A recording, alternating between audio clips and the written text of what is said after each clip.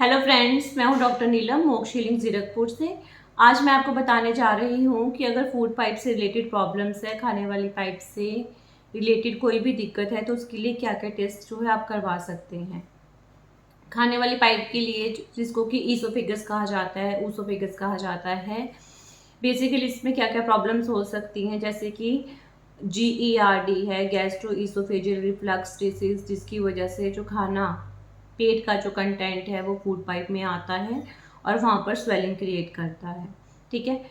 इसके अलावा जैसे ईसोफेजाइटिस है, अगर खाने वाली पाइप भी कोई इन्फेक्शन हो गया जिसकी वजह से खाने वाली पाइप में इन्फेक्शन की वजह से स्वेलिंग हो गई है, सूजन हो गई है, स्पाजम्स है जिसकी वजह से वहाँ की मांसपेशियाँ हैं जो नॉर्मल से ज़्यादा सिकुड़ जाती हैं, कॉन्ट्रैक्ट हो जाती हैं और ओपनिंग बंद हो जाती है, ब्लॉक हो जाती है, जिसकी वजह से खाना जो है खाने वाली पाइप से पेट तक नहीं जाता है। इसके अलावा अक्लेशिया है। अक्लेशिया में क्या होता है कि जो खाने वाली पाइप और पेट के बीच में जो कवरिंग होती है, जो ओपनिंग होती है, जो स्फिंक्टर होता है वो क्लोज रहता है, प्रॉपरली ओपन नहीं होता, जिसकी वजह से खाना जो भी हम खाते हैं वो खाने वाली पाइप में इकट्ठा होता रहता है।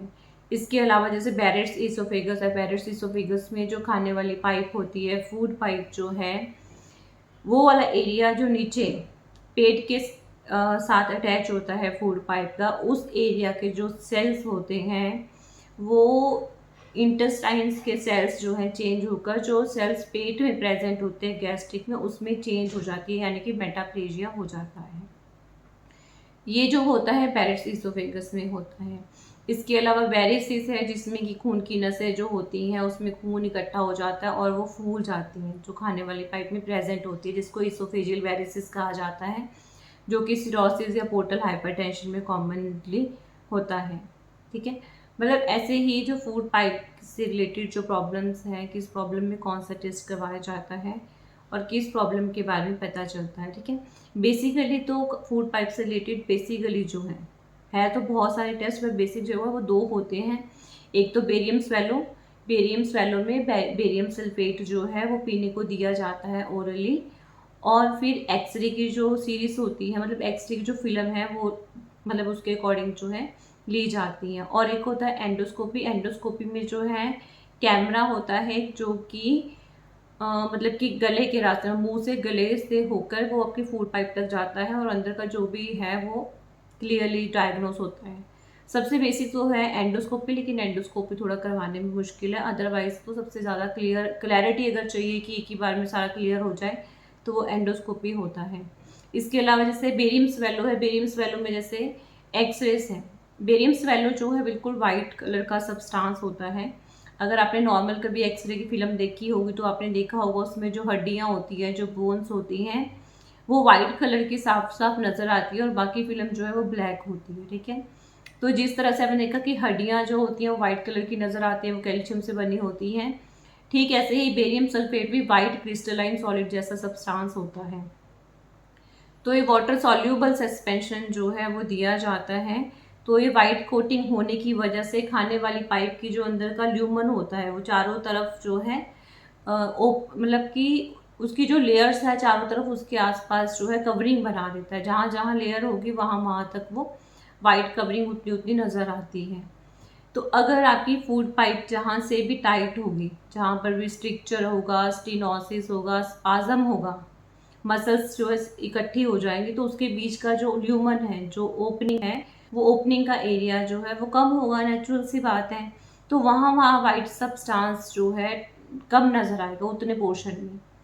अगर आपका यही जो खाने वाली पाइप का जो अंदर का ओपनिंग है, जो डायमीटर है वो बड़ा हो जाए, डायलेट हो जाएगा, तो वहाँ वहाँ से वो वाइट सब्सटेंस जो है फैला हुआ नजर आएगा। और नॉर्मली जैसे जैसे मान लो कि बेरियम सल्फेट आप लेते हैं, निगलते हैं उसको, वैसे वैसे ही एक्सरेज की सीरीज जो है प्रॉपरली जो है टेक्नीशियन लेते रहते हैं। ठीक है। जिससे पता चल जाता है कि जो खाने वाली पाइप है उसकी जो मसल्स है प्रॉपरली सिकुड़ती और फैल रही हैं, क्योंकि नॉर्मली जो है मसल्स सिकुड़ती हैं, फैलती है, जिससे खाना जो है आगे निगलने में हेल्प होती है और उसी की वजह से खाना जो है पेट तक पहुंचता है। तो जितनी बार मसल्स कॉन्ट्रैक्ट होंगी, रिलैक्स होंगी, तो उसकी ओपनिंग भी जो फूड पाइप की है अंदर से कम होगी और ज़्यादा होगी, और वो प्रॉपर जो है बेरियम स्वेलो में जो है नज़र आती है। लेकिन अगर जैसे मान लीजिए खाने वाले पाइप के अंदर अगर सूजन है, तो ऐसा नहीं कि वो आपको एक्सरेज में नहीं आता क्लियरली, ठीक है। तो वो चीज़ जो है एंडोस्कोपी में ही क्लियरली आती है। मतलब एक तरह से बेरियम स्वेलो जो है अंदर की ओपनिंग के बारे में बता सकता है कि अंदर की ओपनिंग कहाँ कितनी है, टाइट है या डायलेट है, ठीक है। हाँ, अगर जैसे बीच में कोई फिचुला है, कोई परफोरेशन है, कहीं से पाइप फटी हुई है, वहाँ पे कोई होल है, छेद है, तो वो सारा जो है एक्सरे में नज़र आ जाता है।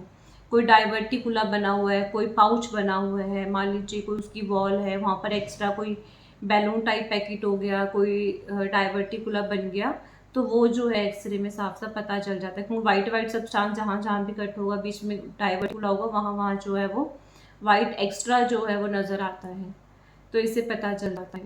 बाकी एंडोस्कोपी में कैमरा डाला है जाता है मुंह के थ्रू, जो कि अंदर खाने वाली पाइप तक जाता है। फिर वो तो हर तरह का, मतलब हर प्रॉब्लम जो फूड पाइप से रिलेटेड हो, चाहे कोई भी हो, उसमें क्लियरली नज़र आती है। अब जैसे हर्निया है, वो भी एक्सरे में जो है क्लियरली नज़र आ जाता है, उसकी आउट पाउचिंग जो अलग से हो रखी होती है, पता चल जाता है कि हर्निया है या नहीं है। और एंडोस्कोपी सबसे बेस्ट ऑप्शन है, लेकिन ये थोड़ा टेस्ट करवाना मुश्किल होता है। हाँ, इसमें अगर बायोप्सी करवाते हैं तो उसमें जैसे कोई मांस का जैसे टुकड़ा लेना आम भाषा में बोलते हैं, या कोई टिश्यू का सैंपल लेना है, तो वो जो है उससे ले सकते हैं। इसके अलावा जैसे अल्ट्रासाउंड में बेसिकली क्या है कि फूड पाइप के अंदर का कुछ भी नहीं आता। अगर उसमें अंदर वो सूजन है, उसमें अंदर स्वेलिंग है, इन्फ्लामेशन है, कोई अल्सर है, अंदर अंदर सुपरफिशियल, तो कुछ भी नहीं आता। लेकिन अगर फूड पाइप के बाहर बाहर की तरफ को कुछ भी प्रेजेंट है, कोई ट्यूमर है, कोई मास है, तो सिर्फ वही चीज़ जो है उसमें अल्ट्रासाउंड में, सीटी स्कैन में, एमआरआई में आती है।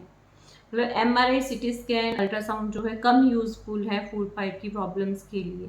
जो सबसे ज़्यादा है वो बेरियम स्वेलो, एक्सरे और एंडोस्कोपी ही है, ठीक है। अब इसमें जो है जैसे मसल्स हैं, ईसोफेगस की फूड पाइप की कॉन्ट्रैक्ट होती हैं, रिलैक्स होती हैं, तो उसको चेक करने के लिए जो है मैनोमीट्री किया जाता है। मैनोमीट्री में भी वही होता है कि नाक के थ्रू जो है एक बारीक सी ट्यूब डाली जाती है, जिससे कि मसल्स की जो कॉन्ट्रैक्शन और रिलैक्सेशन को चेक किया जाता है।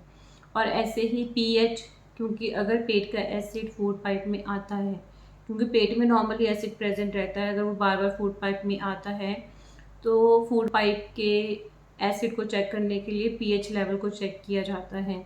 तो उसका भी तरीका यही होता है कि नाक के थ्रू जो है पतली से एक ट्यूब डाली जाती है, जिससे कि फूड पाइप का पीएच लेवल जो है चेक किया जाता है। बाकी ब्लड टेस्ट जो होते हैं वो डिपेंड करता है, प्रॉब्लम के अकॉर्डिंग डॉक्टर करवा सकते हैं। जैसे कि सीबीसी है, या इन्फेक्शन को लेके ईएसआर है, जैसे एक्लेशिया है, उसमें न्यूट्रिशनल डेफिशिएंसीज होती है, आयरन डेफिशिएंसी, एनीमिया होता है, या एलर्जी में आईजी लेवल टेस्ट हो सकता है, स्किन प्रिक टेस्ट हो सकता है, और अगर इम्यूनिटी से रिलेटेड प्रॉब्लम्स है तो इम्यूनिटी से रिलेटेड टेस्ट हो सकते हैं। मतलब बाकी जो डिपेंड करता है कि जो भी आपकी फूड पाइप में रीज़न आया है, जो भी सिम्टम आया है, जो भी डायग्नोस हुआ है, उसके रीज़न के अकॉर्डिंग जो डॉक्टर है वो अलग अलग टेस्ट जो है रिकमेंड करते हैं। बट बेसिकली सबसे कॉमन टेस्ट जो होता है वो बेरियम स्वेलो और एंडोस्कोपी ही होता है। वैसे मैं तो किसी टेस्ट को रिकमेंड नहीं करती, क्योंकि पेशेंट की पास्ट हिस्ट्री, प्रेजेंट हिस्ट्री जो भी है, फैमिली हिस्ट्री, उससे पता चल ही जाता है कि क्या प्रॉब्लम है। तो टेस्ट जो मैं सिर्फ और सिर्फ पेशेंट के सेटिस्फेक्शन के लिए ही रिकमेंड करती हूँ, ताकि उसको तसल्ली हो जाए। क्योंकि जब तक पेशेंट को सेटिस्फेक्शन नहीं होगी, जो आपसे मेडिसिन ले रहा है उसको सेटिस्फेक्शन होगी, तभी उसको पॉजिटिव थिंकिंग आएगी, वो सोचेगा मैं ठीक हो सकता हूँ। तो उसी की सेटिस्फेक्शन के लिए जो भी टेस्ट है वही मैं रिकमेंड करती हूँ। फिर भी आपकी कोई क्वेरी है, कोई क्वेश्चन है, तो आप मुझे कॉल कर सकते हैं, व्हाट्सएप कर सकते हैं। Thank you.